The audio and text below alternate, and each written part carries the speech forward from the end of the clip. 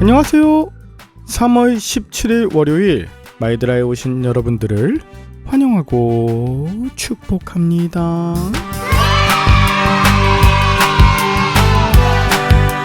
사만사온이란 말이 있죠. 어제 비가 오고 나서 영하로 기온이 떨어졌네요. 그런데 월화수는 춥지만 이후로는 따뜻해진다.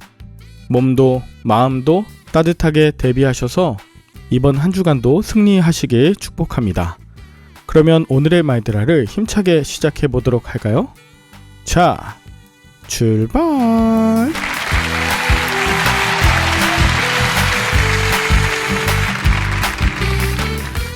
오늘은 마태복음 9장을 묵상합니다. 오늘 본문에 보면 예수님께서 치유하시는 장면들이 나와요. 본문 1절에 예수님께서 배에 오르사 건너가 본 동네에 이르시니로 시작합니다. 지난 8장 마지막에 가다라 즉 거라사 지방에서 예수님께서 귀신 들린 자를 고쳐주시고 나서 사람들이 예수님께 떠나가 달라고 간구하죠. 그래서 더 이상 그곳에서 예수님이 역사하실 수가 없었어요. 예수님은 그렇게 본 동네인 가버나움으로 오십니다. 그때였습니다. 2절에 침상에 누운 중풍병자를 사람들이 데리고 왔습니다.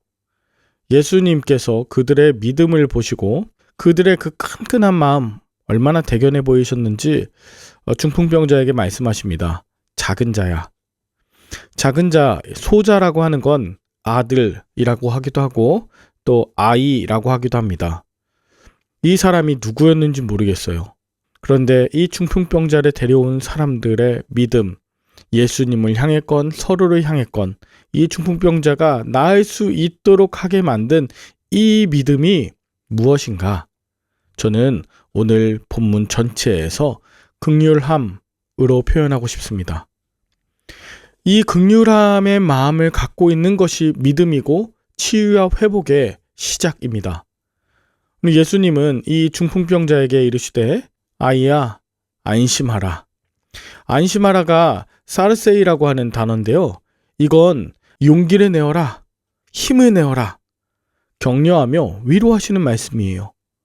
안심하라가 뭐라고요? 용기를 내라, 힘을 내어라.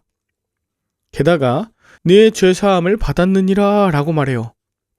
당시 하나님만이 죄사함을 할 수 있다고 생각했던 사람들이 있었습니다. 3절에 보면 어떤 서기관들이라고 나온 이 사람들은 하나님만이 하실 수 있는 죄사함을 예수님이 하셔서 그것을 신성모독이라고 생각했습니다. 예수님은 그것을 아시고 말씀하셨죠. 어찌하여 마음에 악한 생각을 하느냐? 남들로부터 정죄함 받고 있고 스스로를 정죄하면서 내 죄 때문에 내가 아픈 것이야 라고 하는 사람에게 죄사함을 선포하는 것, 그것이 무엇이 잘못됐냐? 그리고 그 정죄감에서 해방시키는 것과 일어나 걸어가 라고 하는 말, 이것 중에 뭐가 더 쉽냐? 그냥 일어나 걸어가, 이 말이 더 쉬운 거 아니야? 그러나 인자가 세상에서 죄를 사하는 권능이 있는 줄을 너희로 알게 하려 하노라 라고 하시고, 너무 중요한 말이에요. 예수님은 스스로를 인자, 사람의 아들이라고 표현하십니다. 나는 사람이라는 거예요. 인자가 세상에서 죄를 사하는 권능이 있다. 나뿐 아니라 하나님의 아들인 너희도 세상에서 죄를 사하는 권능이 있어. 주기도문에서 이미 말씀하셨죠. 6장 12절에 우리가 우리에게 죄 지은 자를 사하여 준 것 같이. 여러분, 우리는 서로를 용서할 수 있는 권능과 책임이 있습니다. 그런데 이 모든 죄를 사하는 것은 하나님께만 있다고 생각하면서 서로를 용서하지 못합니다. 여러분, 예수님은 마태복음 16장 19절 그리고 18장 18절에서 땅에서 매면 하늘에서도 매이지만 땅에서 풀면 하늘에서도 풀린다. 죄를 사하는 권능이 우리에게 있음을 분명히 말씀하셨습니다.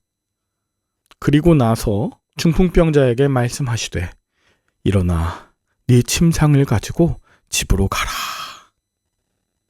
많은 사람들이 속으로 미워하고 정죄하고 용서하지 못하는 그때에 예수님은 너희가 서로 죄를 사할 수 있어, 서로 용서할 수 있어, 서로 용기를 줄 수 있어, 힘을 내라고 하게 할 수 있어. 왜 그 입술 가지고 절망의 언어, 패망의 언어, 서로를 죽이는 언어를 하고 있느냐? 예수님 이렇게 반문하시는 겁니다. 여러분, 병이 나서 일어나는 역사보다 우리의 입술이 서로를 위로하고 중보하고 안심시키고 용서하는 것이 더 놀라운 기적입니다. 계속해서 보시면 예수님은 9절에 그곳을 떠나다가 마테라 하는 사람이 세관에 앉아있는 것을 보시고 말씀하십니다. 나를 따르라. 그랬더니 그가 일어나 따랐습니다. 당시 세리들은 죄인으로 여겨졌습니다. 매국노로 취급됐고요. 그런데 예수님은 그들과 함께 앉아서 이 10절에 나온 함께 앉았더니, 이 앉았더니가 누워서 식사하는 그들의 잔치를 말하는 거예요. 서로 대화하고 즐거워하고 미움과 분노, 증오가 사라진 그 상태. 그랬더니 11절에 바리새인들이 야, 너희 선생은 어떻게 세리와 죄인들과 함께 잡수시냐? 예수님이 들으시고 건강한 자에게 의사가 쓸데없고 병든 자에게라야 쓸데가 있다. 나는 정말 필요한 자리에 있는 거야.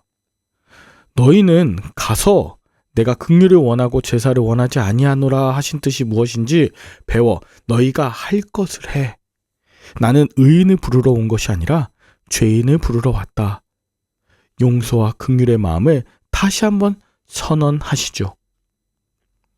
그때 요한의 제자들이 예수께 나와 우리와 바리새인들은 금식하는데 어찌하여 당신의 제자들은 금식하지 아니하나이까?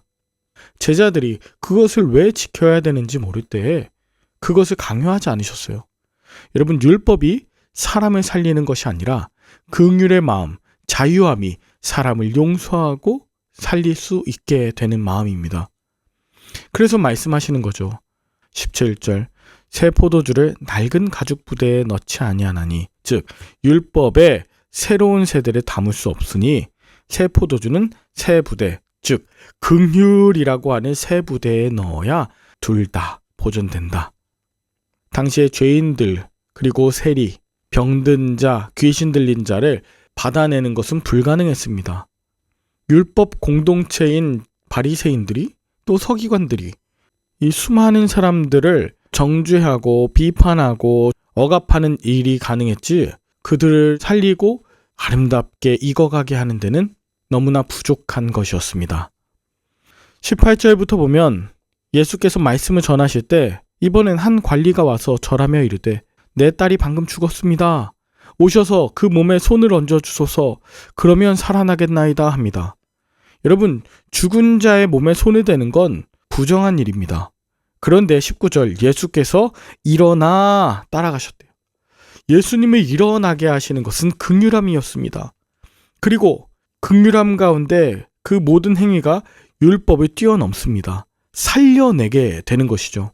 예수님께서 관리의 집에 가서 죽은 소녀의 손을 잡으시자 죽었던 아이도 25절 일어나는지라 죽은 소녀의 손을 잡았습니다.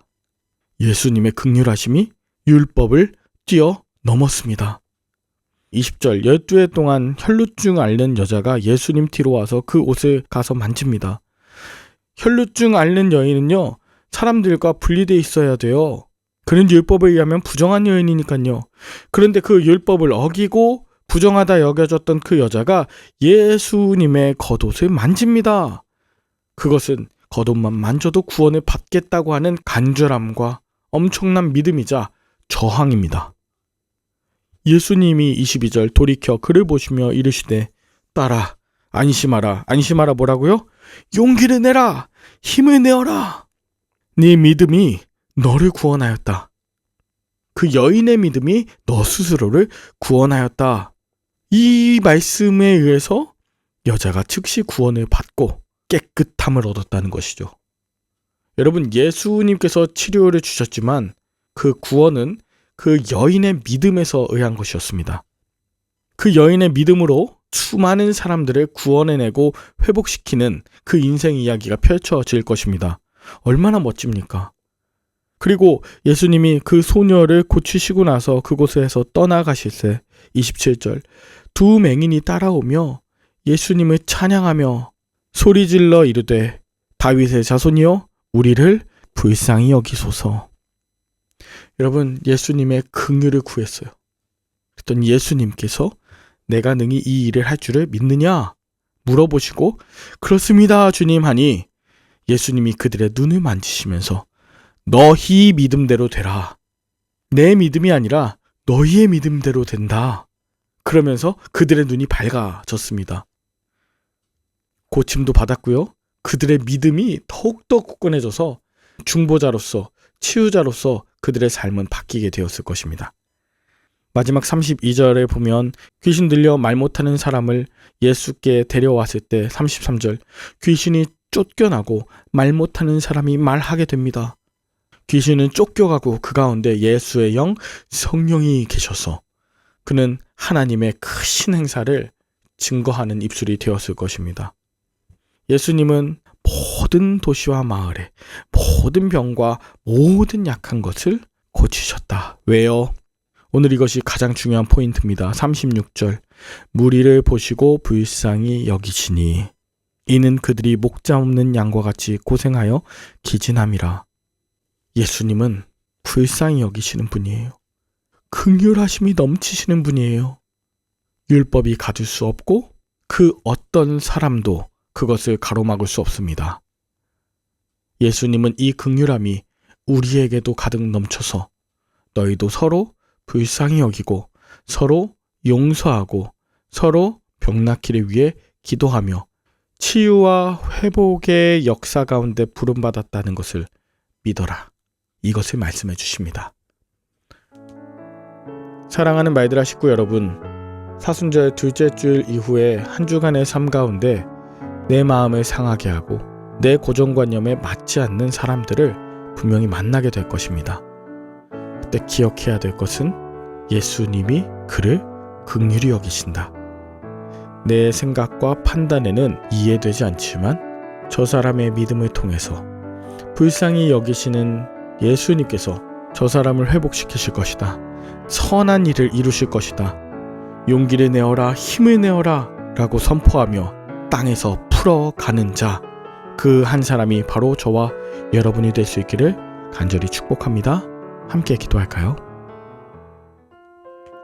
하나님 아버지, 한 주간의 삶을 살면서 안심하라고 격려와 위로의 말을 전해야 되는 자에게 하나님의 말을 아낌없이 전하게 하옵소서. 긍휼의 마음으로 모든 것을 살리는 자리에 있게 하여 주시고 남을 정죄하며 죽이는 율법으로부터 자유해져서 예수 그리스도의 길을 따르는 생명 살림이들 다 되게 하여 주시옵기를 우리를 불쌍히 여기시고 긍휼함으로 살리신 예수 그리스도의 이름으로 기도 올리옵나이다. 아멘. 오늘도 좋은 하루 되시길 바라며 저는 내일 다시 찾아뵙도록 하겠습니다. 샬롬.